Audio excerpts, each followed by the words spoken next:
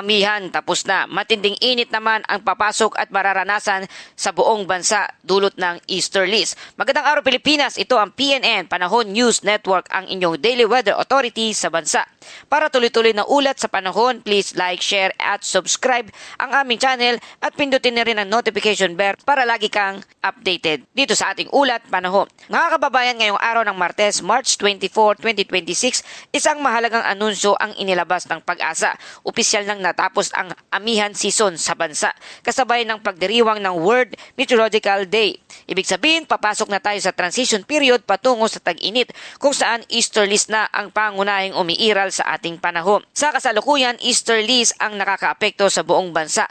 Ito ang mainit na hanging nagmumula sa karagatan na nagdadala ng mainit at maalinsangang panahon, panakanakang pag-ulan at biglaang thunderstorm. Sa lugar ng Samar area, sa Northern Samar at Eastern Samar, asahan ang maulap na kalangitan na may kalat-kalat na pag-ulan at thunderstorm.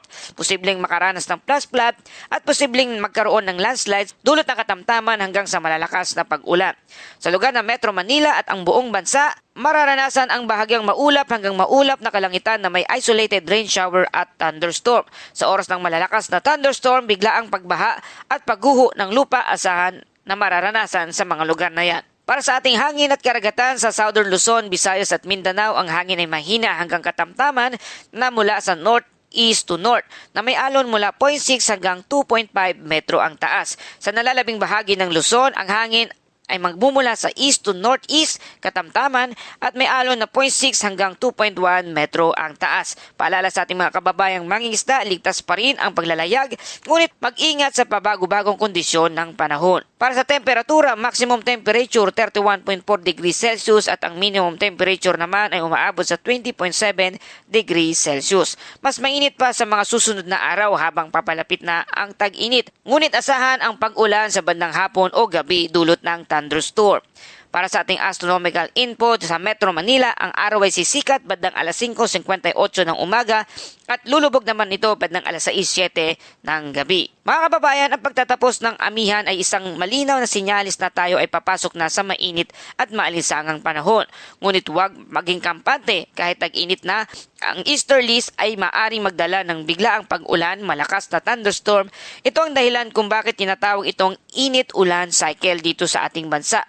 Ayon sa mga nakaraang tala, karaniwang nagtatapos ang hanging amihan sa pagitan ng ikalawang linggo o kaya kalahating buwan ng Marso hanggang sa bahagi ng Abril. Kaya ang deklarasyon ngayon ay ayon sa normal na seasonal transition. Para sa ating safety reminders, uminom ng maraming tubig para iwas heat exhaustion, magdala ng payong at bilang panangga sa init at ulan, iwasan ng outdoor activity sa tanghaling tapat at mag-ingat sa kidlat at malalakas na thunderstorm. Para sa buod ng ating balita, opisyal ng tapos ang hanging amihan at easterlies na ang umiiral sa buong bansa. Mas mainit pa ang panahon, may banta pa rin ng thunderstorm at biglaang pag-ulan sa bandang hapon o gabi. Para sa ating Bible verse of the day mula sa Ecclesiastes chapter 3 verse 1, ang lahat ng bagay ay may kapanahunan at may oras para sa bawat gawain sa ilalim ng langit. Tulad ng pagbabago ng panahon, ang bawat yugto ng buhay ay may tamang oras. Sa bawat init o ulan na dumarating, may layunin at paalala na tayo ay patuloy na magtiwala sa ating Panginoon.